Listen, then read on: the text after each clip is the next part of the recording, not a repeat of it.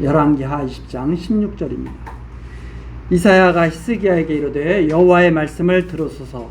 여호와의 말씀이 날이 이르리니 무릇 왕궁의 모든 것과 왕의 열조가 오늘까지 쌓아두었던 것을 바벨론으로 옮김받고 하나도 남지 아니할 것이요 또 왕의 몸에서 날 아들 중에서 사로잡혀 바벨론 왕궁의 황관이 되리라 하셨나이다. 히스기야가 이사야에게 이르되 당신의 전한 바 여호와의 말씀이 선하니이다 하고 또 가로되 만일 나의 사는 날에 태평과 진실이 있을진데 어찌 선하지 아니하리요 하니라.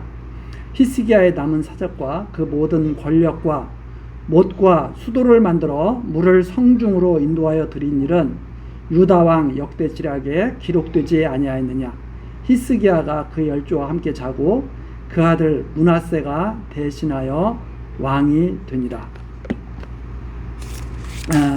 우리 전 시간에 이 말씀 살피면서 마쳤는데 이 말씀을 다시 한번 우리가 조금 정리를 하고 넘어갈 것이 좋을 것 같습니다. 자, 이 히스기야가 하나님을 정말 잘 경외했던 왕이죠. 다윗 왕 이래로 참 여러 왕들이 있었지만 이 히스기야 왕은 유다 왕 중에서는 그야말로 다윗 왕, 히스기야, 요시야 이런 왕들은 다른 왕들에 비해서 하나님을 정말 잘 경외했던 그런 왕들로 이렇게 전해져 오고 있습니다. 자, 그런데 문제는 이거죠. 히스기야 왕이 병들어서 이제 죽게 되었을 때 하나님께 간구를 해서 더 생명을 연장을 받죠. 생명을 연장을 받았는데 그때 이제 바벨론에서 사신을 이제 보낸 거죠. 히스기야 왕과 남쪽 유다와 좀 이렇게 서로 이렇게 하나가 되어서 이제 그 당시 아수르죠. 아수르와 이렇게 대적하는 이제 그런 세계 그 정세죠. 세계 정세 그 당시에. 그런데 이걸 우리들이 계속 이 말씀을 이해할 때 어떻게 이해하냐면 이렇게 자꾸 이해를 합니다. 자, 이제 크게 보면 모세, 이 모세에게 하나님이 이제 율법을 주시고 이 율법 아래에서 복과 저주를 선포하시죠. 왜 제가 계속 이렇게 말씀드리냐면 율법 아래에 사는 사람들은 명확합니다. 이 율법대로 모든 것을 온갖 것을 항상 다 지키면 분명히 복받아요. 하나님이 하신 말씀이에요. 그러나 이것을 제대로 지키지 못하면 반드시 저주를 받아요. 율법이에요. 그런데 하나님께서는 이 모세에게 이 율법을 주시면서 너희들이 지키겠다고 그러는데 해보겠다고 그러는데 내가 못 지킬 것 안다 하고 이미 말씀을 하셨고 모세도 백성들에게 이걸 마지막으로 전하면서 노래까지 지어서 가르치면서 내가 살았을 때도 엉망이었는데 모세가 율법의 가장 권위자 아닙니까? 하나님께 직접 받았으니까 가장 권위자고 하나님의 그 담겨져 있는 그 율법에 담겨 있는 뜻을 누구보다도 정확히 알고 있었던 인물이죠. 근데 이분도 하나님도 그렇게 말씀하셨고 이분도 또 그렇게 말씀하시거든요. 내가 살았을 때도 이렇게 엉망이었는데 내가 죽은 다음에는 뻔하다. 그리고 정말 모세 당시의 지도자들이 다 이 세상을 뜨고 나니까 백성들이 엉망으로 된 것이 성경에 이제 다 증거가 되어 있죠. 자, 그러면 이 율법 아래에서는 백성들이 받을 것은 벌써 결론이 나 있는 거죠. 저주입니다. 저주. 그런데 이제 문제는 뭐냐면 이게 다윗이죠. 그리고 이제 아수르에 의해서 북이스라엘은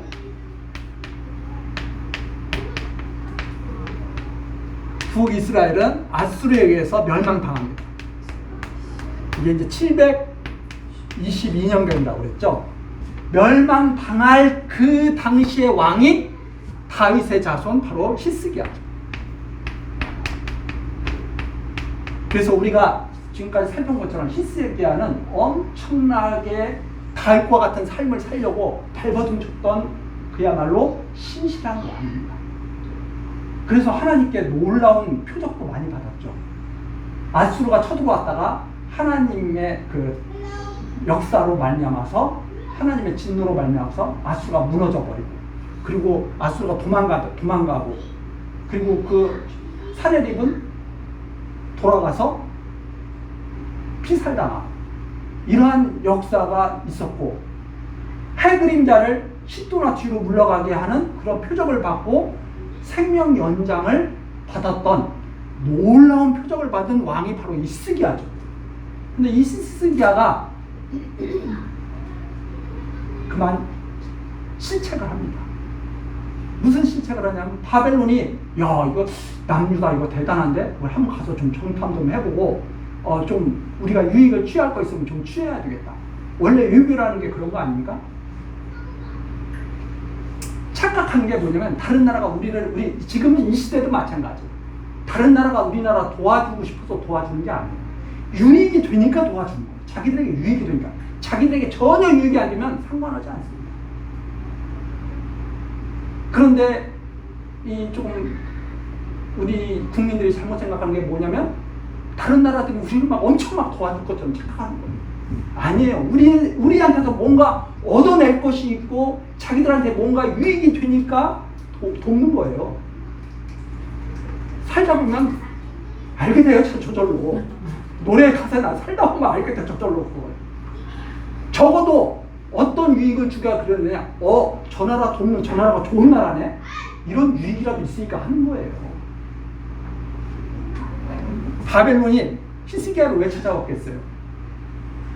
뭔가 자기들에게 유익이 될 수 있을까 해가지고 찾아오는 거예요.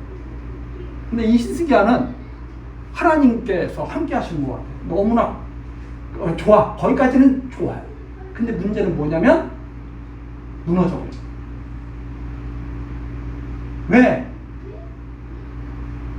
인간이 자기 스스로 하나님 앞에 완전히 구원을 얻을 수 있는 존재가 될 수 없다고 하는 것을 계속 보여주고 계시고, 다윗 왕이 아무리 훌륭했어도 큰 실수 저지르지 않습니까?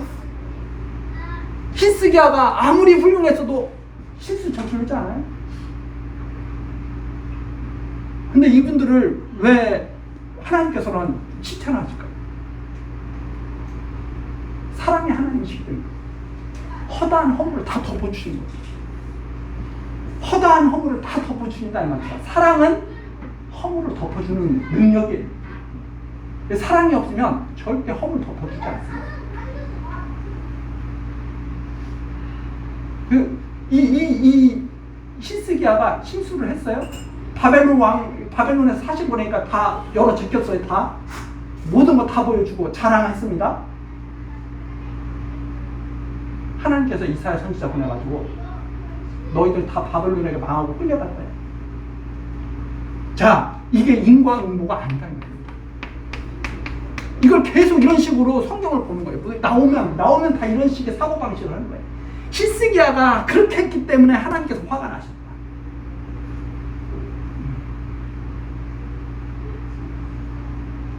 아니, 인과응보를 계속 하나님이 하신다면 여기까지 살아온 것도 기적이죠. 만일 인과응보의 하나님이라고 생각한다면 지금 우리가 존재하는 것 자체가 있을 수 없는 거예요. 얼마나 악한 왕들이 많이 있는데 하필이면 히스기야 때 바벨론에게 망하고 있다.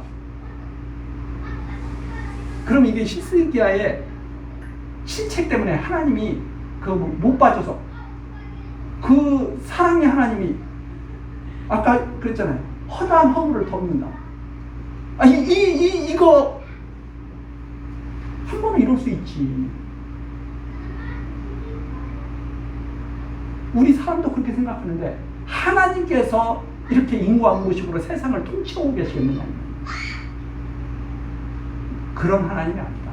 그러면 왜 이런 하나님께서 이사야 선지자를 보내서 이렇게 말합니다. 기억을. 이 안에서는 뭐가 있다? 저주가 있는 망해야 돼. 보여줬잖아요. 한번 북쪽 이스라엘 통해서 한번 보여주셨다 이 말입니다. 노골적으로 떠난 것처럼 보였죠.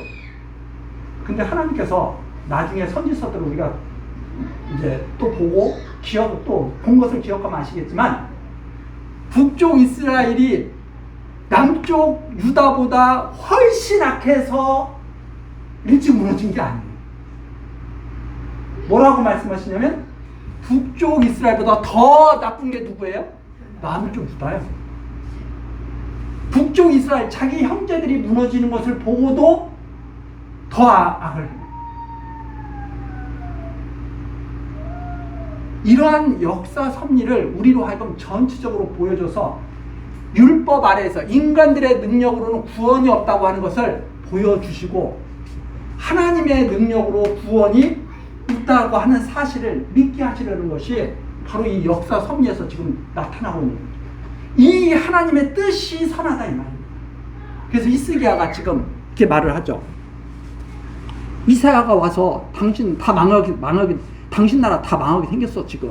이렇게 이사야 선지자가 전하니까 19절 이렇게 하죠. 히스기야가 이사야에게 이르되 당신의 전한 바 여호와의 말씀이 선하니이다. 즉 히스기야가 그렇습니다.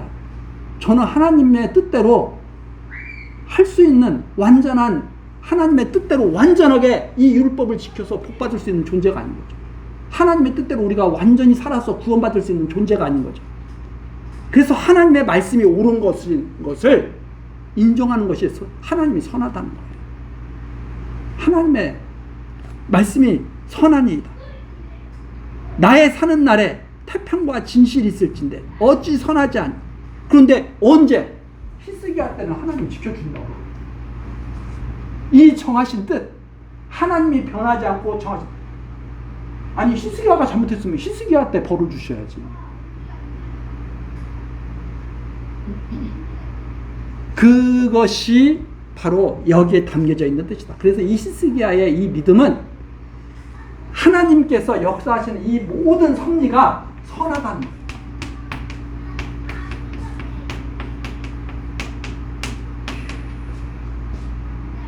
우리 사람들이 봤을 때는 이래서는 안 되는데, 그러나 하나님께서 이렇게 정하신 이 모든 뜻이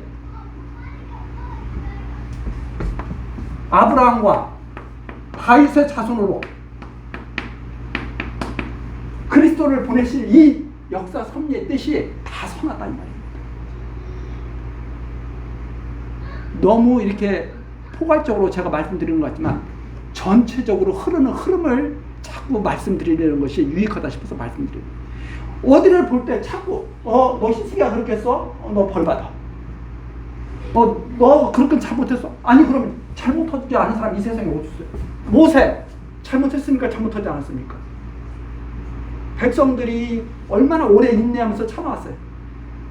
무리바에서 백성들을 다투면서 그래 마음껏 처마셔. 그래서 아니 그렇게 하셨다고 하나님이 갑자기 너 내 백성한테 왜 그래? 너 이제 가나안 땅 못 들어가.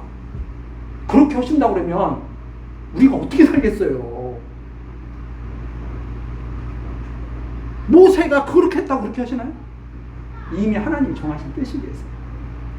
모세에게 맡겨주신 사명은 멀리서 그리스도를 바라보게 하는 사명입니다.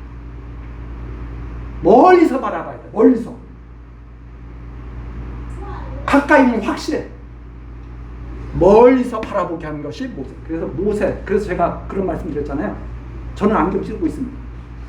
마음속으로 젊었을 때 그래서 나도 모세처럼 100세가 돼서도 눈이 밝고 100세까지 살지 어찌도 모르지만 그런 꿈을 가지게 되잖아요. 왜 성경에 믿음의 사람들이 이렇게 하나님이 그런데 성경을 좀 더 보니까 이상은 왜 눈이 어두워? 아니 모세가 120세 될 때까지 눈이 밝아가지고 비스가 산에 올라가지고 멀리 가나안 땅까지 다 볼 수 있는 그 눈을 가졌는데 이삭은 너가 에서인지 좀 만져보자. 눈이 안 보여. 침침해가지고. 그거 어떻게 설명할 거예요? 하나님이 주신 사명에 따라서 각양각색의 은사도 주시는 겁니다. 건강도 필요한 사람에게 주시는 거예요. 잘 믿어서 잘 믿은 대가로 건강 주시는 게 아니다 이 말입니다. 그러면 아픈 사람은 다 못 믿은 거예요? 우리가 하나님의 섭리를 이해하려면 하나님의 뜻을 깊이 묵상하고 그분이 왜 이렇게 섭리를 하실까를 이해를 해야죠. 이삭이 눈이 밝았으면 변장한다고 해서 속았겠어요? 야, 너 목소리 이상한데? 얼마나 예민합니까? 귀는 예민하죠. 야, 너 목소리가 이상한데? 어디 한번 만져보자. 만약 북실북실하게 변장하지 않았으면 어떡할 뻔했어요?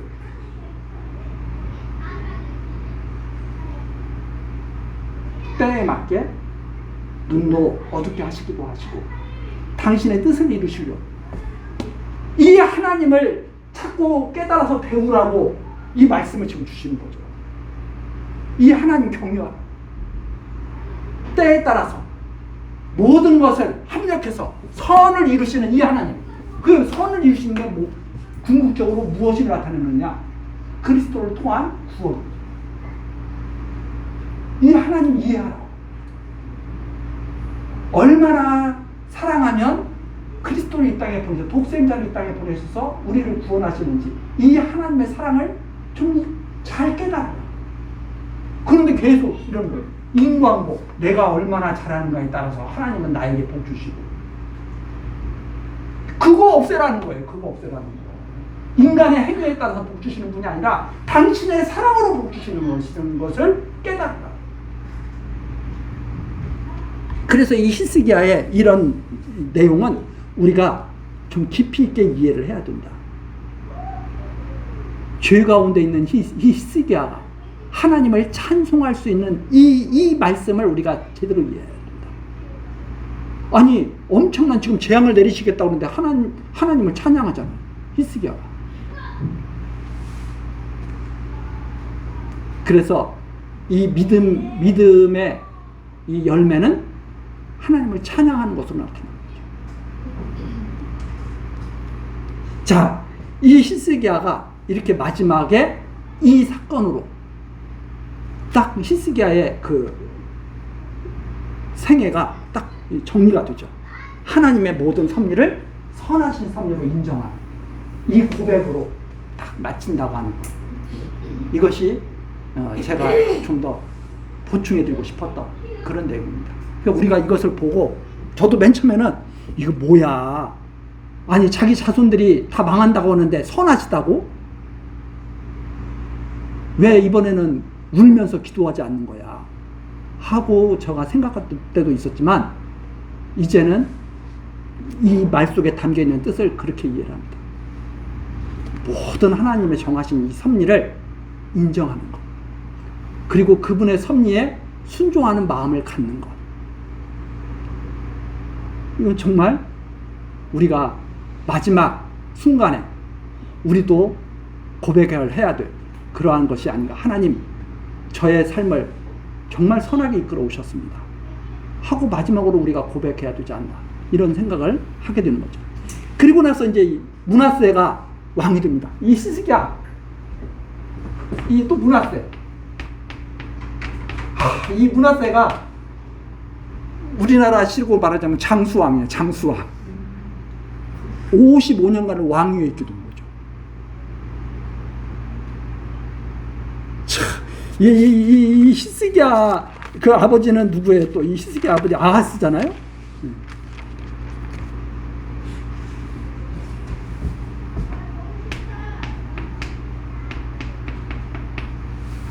악한 왕.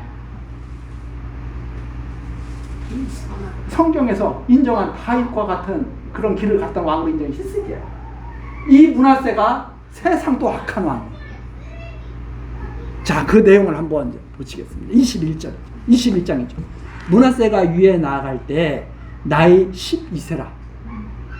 예루살렘에서 55년을 치리하니라. 아, 참. 55년 왕위에 있었으면 참 대단한 거죠. 그 모친의 이름은 헵시바더라. 헵시바가 누구의 아내예요? 히스기야 왕의 아내예요. 그렇죠? 그래서 이 헵시바라는 이 말은 사람들이 이제 잘 좋아하는 그런 이름이기도 합니다. 나의 기쁨이 너에게 있다. 너는 나의 기쁨이야. 이런 뜻이에요. 쉽게 말해서 여자들이 갖고 있으면 참 좋은 그런 이름이죠. 여자들을 보면서 이름 부를 때 그런데 너가 바로 나의 기쁨이야. 그러면은 얼마나 좋겠어요. 그래서 이 헵시바는 일반적으로 참 좋은 뜻을 가진 그 이름으로 이렇게 여겨지는데 이 헵시바가 낳은 아들이 므낫세야. 히스기야하고 헵시바가 낳은 아들이. 그런데 2절서부터 나오죠. 므낫세가 여호와 보시기에 악을 행하여 여호와께서 이스라엘 자손 앞에서 쫓아내신 이방 사람의 가증한 일을 본받아서 3절 그 붙인 히스기야의 헐어버린 산당을 다시 세우며. 자, 히스기야는 산당을 헐었는데 므낫세는 다시 세우죠. 이럴 줄 알았으면 히스기야 그냥 그대로 뒀을 걸. 그럼 돈이라도 아낄 텐데. 그렇지 않습니다. 사람은 헛된 일을 하면서 배우는 거예요. 뭘 배우느냐? 헛된 일을 하면서 하나님을 배우는 거예요. 히스기야가 산당 허물었습니다. 므낫세가 다시 세웁니다. 뭐 그렇죠? 이스라엘 왕 아합의 소위를 본받아. 히스기야는 누구의 그 행위를 본받아요? 다윗의 그 삶을 본받는데 므낫세는 어디를 본받아요? 오므리 왕조의 가장 악독한 아합과 이세벨 유명하지 않습니까? 하필이면 여기를 본받아. 므낫세는 이게 뭔가요? 이거 므낫세의 아들, 저기 아합 왕의 아들이에요? 히스기야 왕의 아들이에요?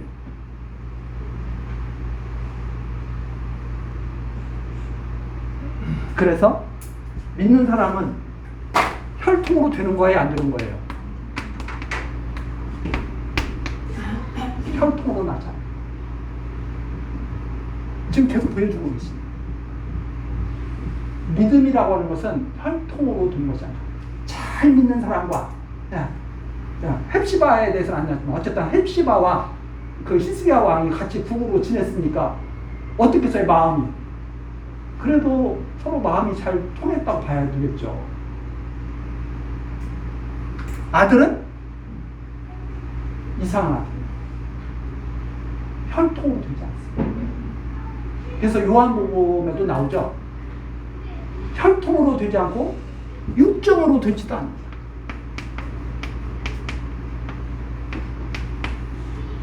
사람의 뜻으로 되지도 않는다.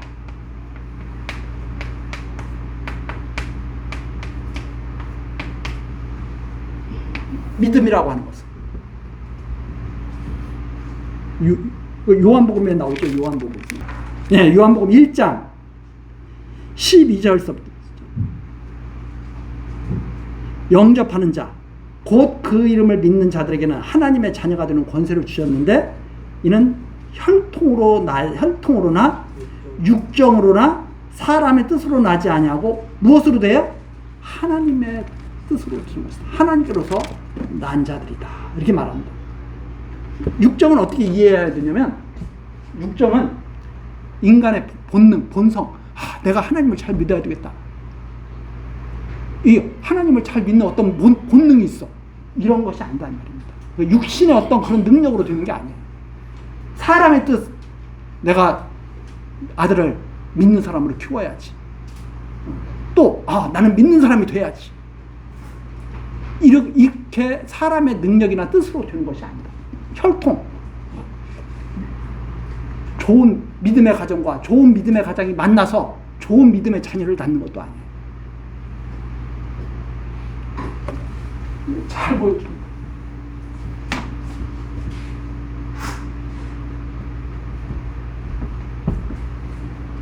자, 그래가지고 아합의 소위를 본받는데 3절 나오죠. 바알을 위하여 단을 쌓으며 아사랴 목상을 만들며 하늘의 1월 성신을 숭배하여 섬기며 할 수 있는 거 다 하죠. 그 다음에 4절입니다.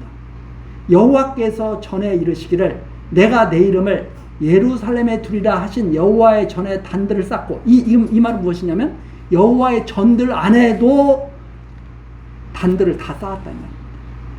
여호와의 전 안에도 우상들을 다 쌓았다. 이거 하나님을 전혀 두려워하지 않고 사는 그런 삶을 산 거죠. 그래서 5절, 또 여호와의 전 두 마당에 하늘에 1월 성신을 위하여 단들을 쌓고, 6절, 또 그 아들을 불 가운데로 지나게 하며, 인신 제사까지 서슴지 않고 아들을 다 우상에게 다 바치는 거죠.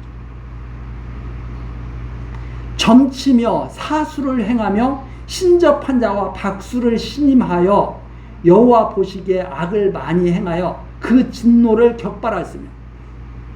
우리 이 역사 속에서도 보면은요, 이상하게 그 위에 있는 왕들과 그 왕비들이, 우리 역사 이런 거 이렇게 그런 거 드라마 같은 데도 나오고 뭐 소설 같은 데 나오고 또 역사 정사에도 나오고 그런 거 보면 무당들을 섬기는 그 경우가 많이 있어요. 이게 참 안타까운 일이죠. 맨 위에서 그러면 나라가 얼마나 어지러워지겠어요. 근데 이때 그렇다 이 말입니다. 여호와 보시기에 악을 많이 행하여 그 진노를 격발하였으며. 참 하나님께서 이런 때 진노를 내리시면 아 정말 그런가 보다 또 그렇게 할 수도 있는데, 이런 때는 안 나와요. 므낫세 이때는 안 나와요.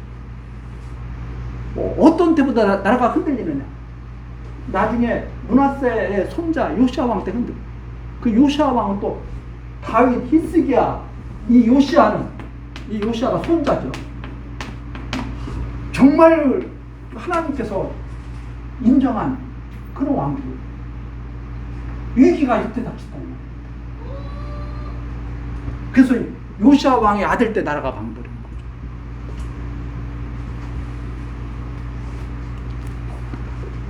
거죠. (7절입니다) 또 자기가 만든 아로색인 아세라 목상을 전에 세웠더라. 아세라 목상을 여호와의 전에 세우는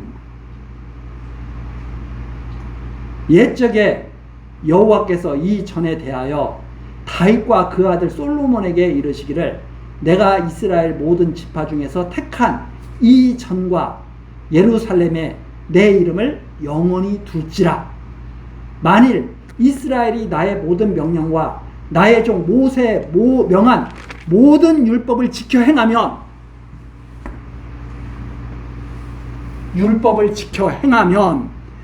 내가 그들의 발로 다시는 그 열조에게서 준 땅에서 떠나 유리하지 않게 하리라 하셨으나, 이 백성이 듣지 아니하였고 므낫세의 꾀임을 받아 악을 행한 것이 여호와께서 이스라엘 자손 앞에서 멸하신 열방보다 더욱 심하였다. 열방보다 악을 더 많이 해. 이게 성경이 증거하고 있는 내용입니다.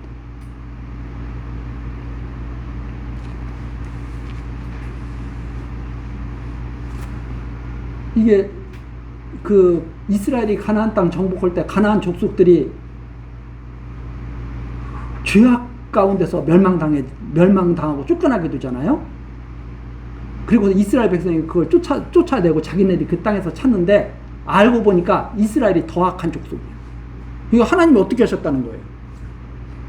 악한 족속을 이스라엘로 몰아내게 하셨는데 그 이스라엘이 알고 보니까 더 악했다는 거예요. 그 하나님이 지금 무슨 역사를 하신 거예요? 그걸 깨닫게 하시는 역사다 이 말입니다. 이스라엘이 하나님께 뭐 드림직해서 하나님께서 이스라엘을 택하신 게 아니라, 이스라엘이 모든 허물을 덮으시는 하나님의 사랑으로 택함 받은 족속이라는 것을 알게 하시는 역사가 바로 이 역사죠.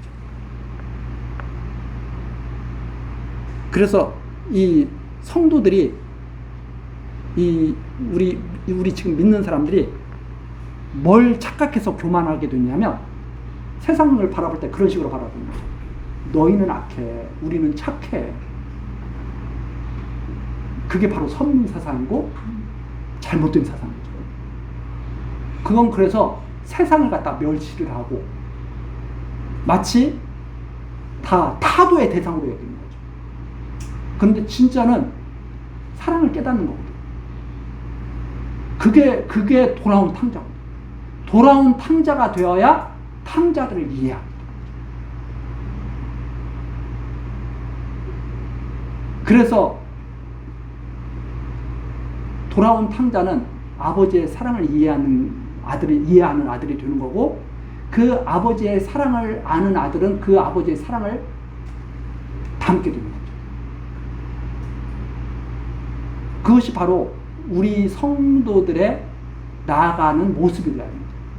그래서 세상을 보면서 비웃는 것이 아니라 안타깝게 생각을 해야 되고, 내 사랑을 세상에 드러내는 빛과 소금이 돼야 됩니다.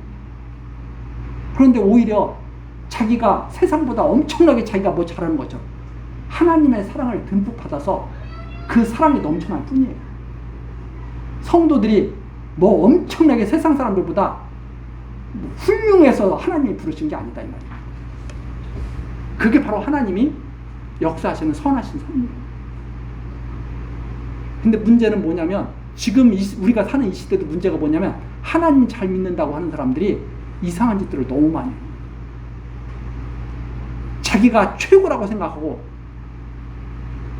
오히려 이웃들을 괴롭히는 그러한 일들을 서슴지 않고 있는 거죠.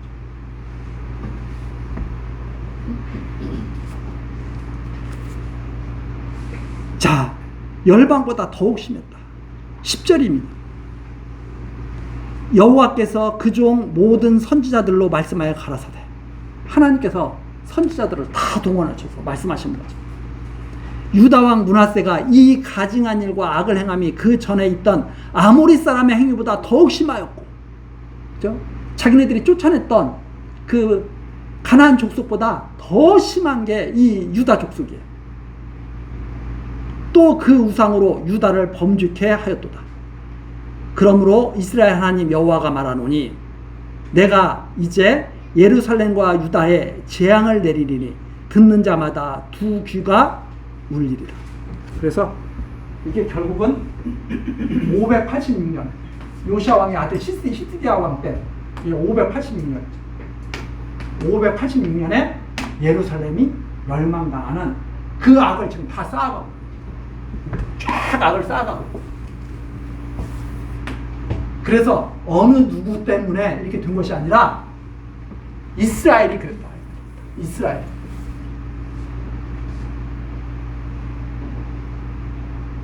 살아날 길은 이제 행위와는 상관없는 은혜가. 그래서 아직도 행위에 의지하고 있다면 그 자는 저주를 받을 자가 분명하다. 갈라디아서에서 확실하게 증거해 주었어요. 그래서 이걸 말씀드리는 거예요. 계속 행위에 의지하지 말고 믿음으로 하나님의 사랑에 푹 빠져. 은혜 받아라. 그걸 받은 사람이 베푸는 거죠.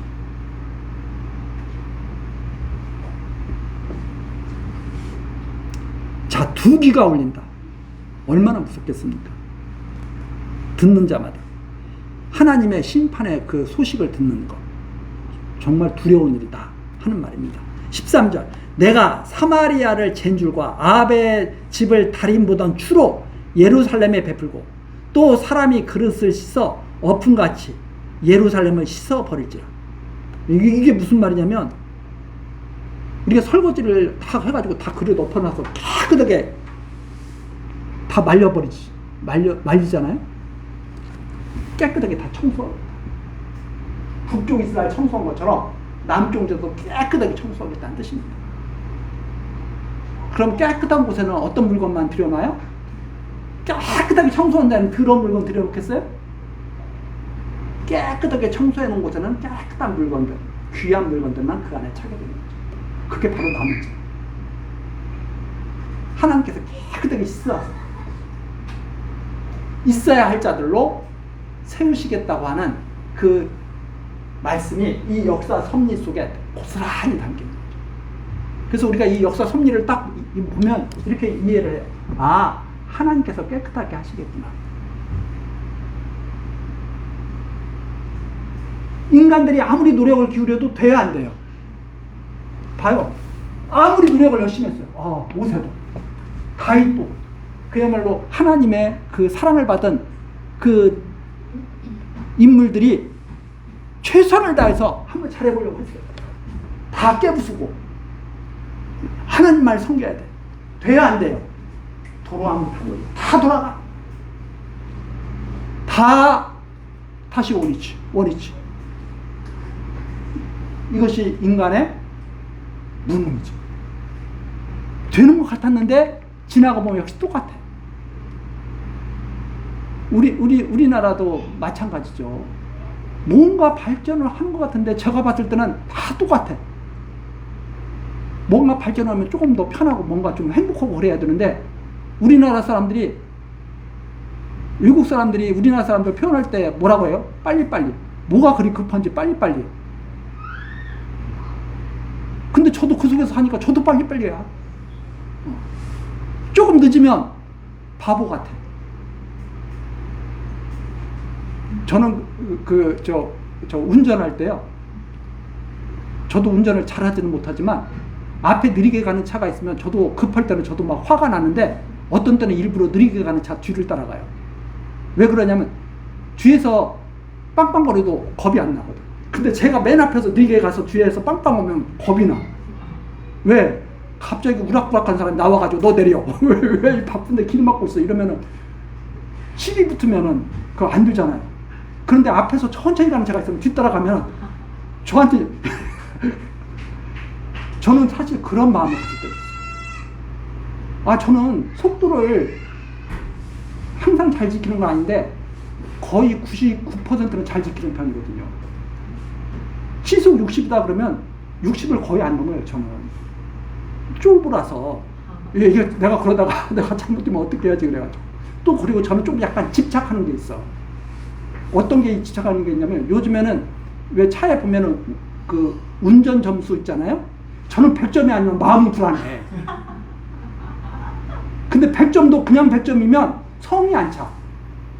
예를 들어서 이 운전 점수 보면은 급출발, 급정지, 뭐 심야운전 있잖아요. 거기에 숫자 1 있으면 마음이 불편해. 저 지금 보여달라고 해도 보여드릴 수 있어요. 100점이야, 저 운전 점수. 그래서 사모님 옆에서 걱정해. 너 뭐 자폐적 성향이 있는 거 아니냐고.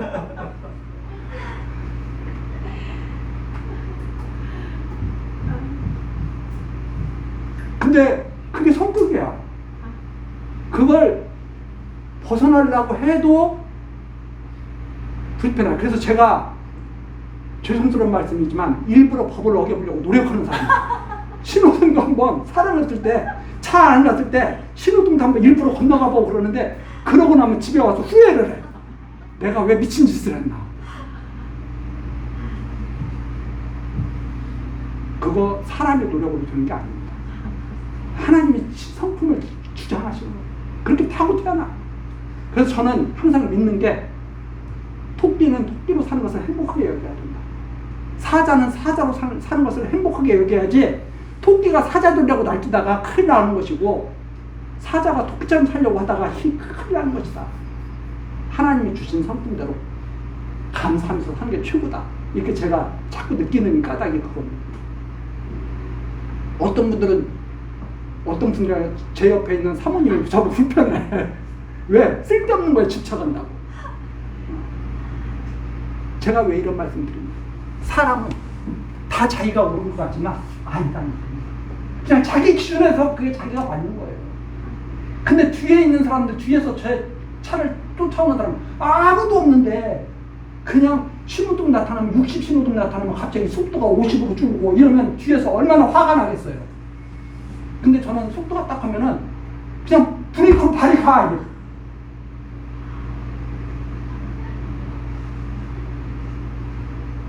그것을 자기 자신을 올바르게 이해하고 앞에서 그런 사람들 이해를 해줘야 돼요. 그 사람은 그게 편한 거예요. 그 편하게 사는 것을 방해하면 될 수 있으면 방해하지 않는 것이 맞겠다. 그 말이에요. 방해하지 않. 그 사람이 편하게 살 수 있도록 도와줘야 돼요. 근데 협박하는 거죠. 너 빨리 안 가? 내가 내리면 너 큰일 난다? 이런 협박을 느끼면 얼마나 힘들겠어요. 이 세상살이가. 제가 좀 극단적으로 이런 식으로 말씀드리는 까닭이 너무나 그런 것이 무시되는 사회이기 때문에, 상대편의 삶을 인정해 주는 것이 너무나 무시되는 삶이기 때문에. 그래서 다시 한번 제가 요즘에 많이 느끼는 거지만, 자녀들의 삶이라고 해서 함부로 무시하면 안 됩니다. 너는 내 자식이가 내 마음대로 좀 해야 돼. 절대 안 됩니다. 자녀들의 삶을 인정해 줘야 되고, 자기 친구들하고 좀 맞지 않아도 인정해 줘야 돼요. 그렇지 않으면 차라리 좀 멀리 있는 게 나아요.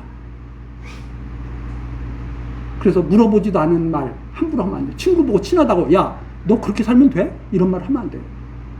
친구가 아무 말도 안 돼요. 자기는 좋아서 그렇게 살고 있는데, 야, 너 그렇게 살면 돼? 이런 말을 왜 해? 도와달라고, 야, 나 이렇게 살기 싫은데 좀 도와줘 했을 때는 뭔가 액션을 취할 수 있는데, 그냥 자기는 좋아서 그렇게 살고 있는데, 나 같으면 야, 그렇게 않겠다. 그래서 요즘에 그런 거 있잖아요. 요즘에 우리나라 주식 돈 야, 왜 은행에다 돈 넣고 두고 있어? 빼서 주식 투자해. 이런 말을 하면 절대 안 된다 이 말입니다. 책임질 것도 아니잖아요. 그 사람 인생 하나하나게 살게 내버려둬야 돼. 하나님께 맡겨야 돼. 다. 그게 제가 계속 쌓여가는 마음입니다. 하나님께 맡겨야 돼. 하나님께 맡기고 나는 내 자리 잘 지키면 돼. 그게 최고의 신앙이야.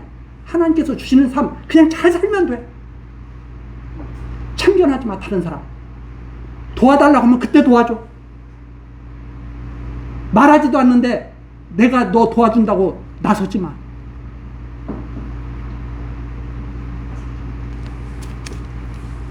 자, 그래서 하나님께 이렇게 말씀하죠. 14절, 내가 나의 기업에서 남은 자를 버려 그 대적의 손에 붙인 즉 저희가 모든 대적에게 노략과 겁탈이들이니 이는 애굽에서 나온 그 열조 때부터 오늘까지, 애굽에서 나온 그 열조서부터 오늘까지 다 어떻게 해요?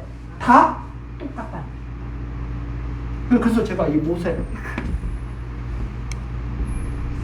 애굽에서 나온 그 열조 때부터 오늘까지 나의 보기에 악을 행하여 나의 노를 격발하였음이니라 하셨더라. 변하는 것이 아니에요. 하나님의 능력 아니면 바뀔 수가 없어. 이 세상은 하나님의 역사 아니면 뒤집어지지 않아요. 그래서 16절 므낫세의 마지막 심판입니다. 마지막 하나님, 므낫세가 여호와 보시기에, 사람 보기에 여호와 보시기에, 여호와 보시기에, 이게 중요한 말입니다. 사람 보기에는 므낫세가 인기가 있을 수 있어요? 원하는 대로 다 해주니까. 그런데 므낫세가 여호와 보시기에 악을 행하여 유다로 범죄케 한 그 죄 위에 또 여기다 더 덧붙이자면 무죄한 자의 피를 심히 많이 흘려. 죄 없는 사람을 많이 죽였어요? 안 죽였어요? 죄 없는 사람을 많이 죽였다. 즉 이 말은 뭐냐면 하나님 섬기는 사람들을 많이 죽였다 이 말입니다. 하나님 믿는 사람들을 많이 죽였다. 믿는 자들은 죄값을 다 구속받은 분들이잖아요.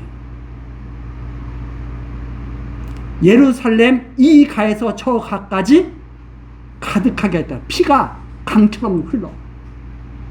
이게 므낫세의 최종 평가. 여호와께서 하시는 최종 평가. 그래서 이 므낫세가 전설에 의하면 히스기야 왕이 그렇게 귀하게 여겼던 이사야 선지자를 톱으로 켜서 죽였다는 전설입니다. 이사야 선지자의 죽음이 므낫세 때 톱으로 켜서 죽었다고 하는 그런 전승이 지금도 나오고 있는 거죠. 엄청난 일이죠. 그래서 17절입니다. 므낫세의 남은 사적과 무릇 그 행한 바와 범한 죄는 유다 왕 역대 지략에 기록되지 아니하였느냐. 므낫세가 그 열조와 함께 자매 그 궁궐 동산 곧 우사의 동산에 장사되고 그 아들 아몬이 대신하여 왕. 그 다음에 이제 누가 나오냐면 아몬. 아몬은 이제 간략하게 이제 다음 주에 넘어가면서 요시아 왕으로 가는데 참 기가 막히죠. 어떻게 이렇게 아들 다르고 아버지 다르고 손자 다르고